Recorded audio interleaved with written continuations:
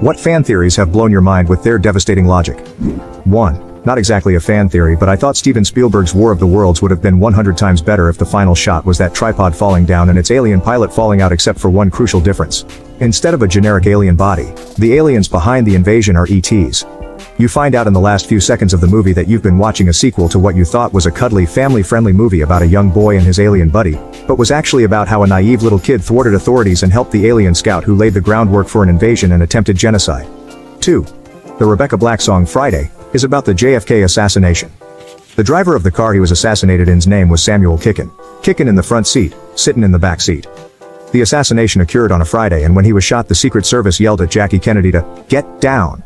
Got to get down on Friday. Parts about the Cold War and the spread of communism are referenced. Everybody's Russian. And to top it all off, in the hotel that morning, JFK declined a breakfast of sausage, eggs and toast for a bowl of brand